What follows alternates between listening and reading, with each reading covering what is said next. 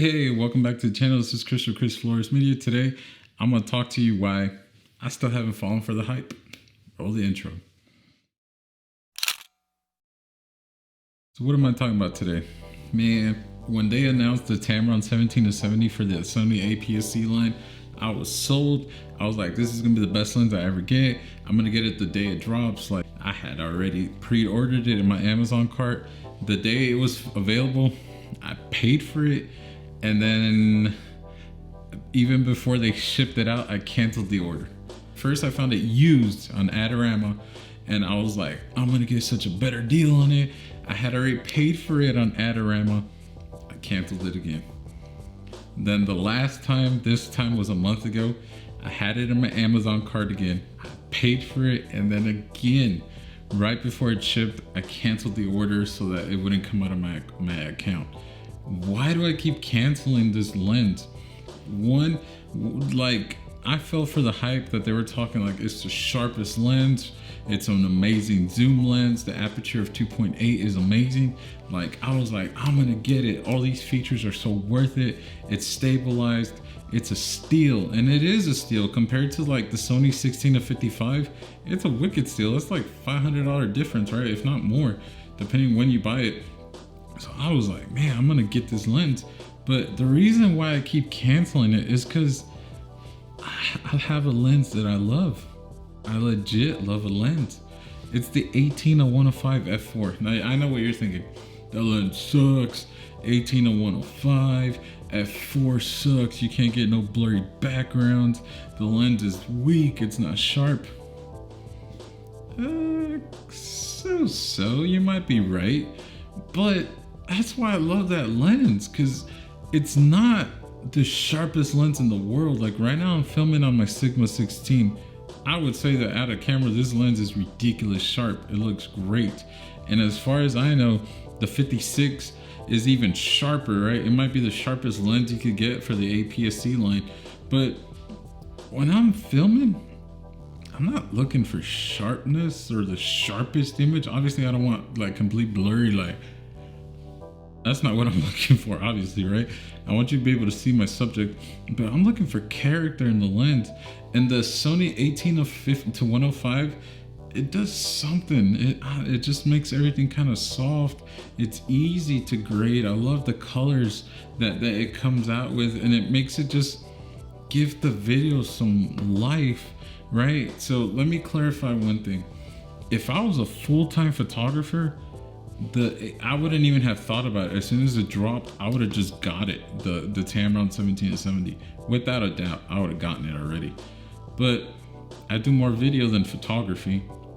So with video, I'm looking for character, right? I mean, yeah, when I first started, I was looking like sharp. Like if it's not sharp, this lens is junk. But now, it's like I'm looking more at lenses that give me some character to my footage, something different to stand out, something that I could show my clients and they'd be like, wow, this looks kind of dreamy, kind of awesome. Like, that's why I love the 18-105. So let me talk to you real quick. 3 things that I love about the 18-105. 1, the focal length. It's huge focal length, right? I feel like I would miss out on the focal length compared to the Tamron 17-70, because that's a huge difference from 105 down to 70. That's a pretty big difference. So I feel like I would miss out on that. Number 2, second thing I love about the lens, the stabilization in the lens, like the OSS in the lens, is really, really good. Like this video, the B-roll that I've got filming for you guys right now, like I shot that completely handheld. I've had a couple people ask me what gimbal did I use. I don't even own a gimbal at this point. I just shoot everything handheld and I get such great results with this lens. I love the lens for the OSS, right?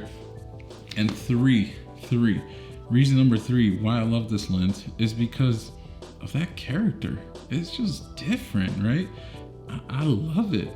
So let me just do a quick comparison. Right now I'm filming on the Sigma 16.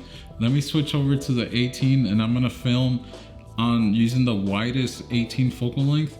And you tell me, let's compare the differences, right? So right now, this is the Sigma, looking pretty sharp. The beard, you can see all the little details in the beard. But now let me switch to the 18-105, but using the 18mm focal length, and let me show you some of this character that I'm talking about, all right? Right back.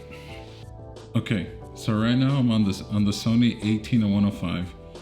Yes, it is a little bit tighter because 16 versus 18, you know, there's gonna be a little bit of a difference there, but what's it look like? I'm at f4, which I know a lot of people out there are gonna be like, oh, f4 sucks, you can't get blurry backgrounds, yada, yada, yada. Yes, you can. That does not depend on having an aperture of 0.9. It matters on how close the subject is to the lens, how far you are from the background, which right now, I'm like literally, I could touch this wall. I'm not gonna get any kind of like blur. And also the focal length, right? If I zoom in to 105 on this lens, I'm gonna get some really nice compression on my subject, but we'll talk about that in a different video. What does it look like? Do you prefer sharpness? Like, I really love sharpness? Or do you want some character? I prefer character. Hey, this is Editor Chris. I'm still on the Sony 18-105.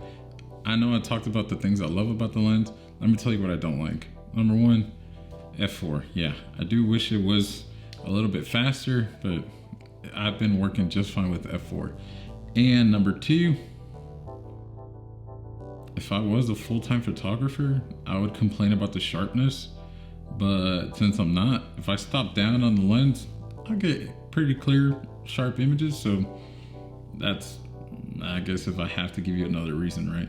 But something I forgot to mention, another reason why I love this lens, it's an internal zoom. It is the perfect gimbal lens, right? You throw it on the gimbal, you balance the gimbal, it's not gonna mess up whether you zoom in or zoom out. The Tamron, gonna be a little bit trickier to keep it balanced, all right? Quick tip, if you want to keep a zoom lens balanced and it does protrude in and out, zoom in halfway, not all the way of your focal length, just halfway, balance the camera that way, and that'll help you keep the camera steady or the gimbal balanced, whether you zoom in all the way or zoom out all the way, all right? But I love this lens, the 18-105. I don't think I'm gonna buy the Tamron 17-70. I think I'm gonna stick with this one. Thanks for watching. I'll see you in the next one. If you liked this video, give it a like. If you didn't, give it a double dislike, 2 thumbs down. And I'll see you in the next one. Peace. Talk to me in the comments.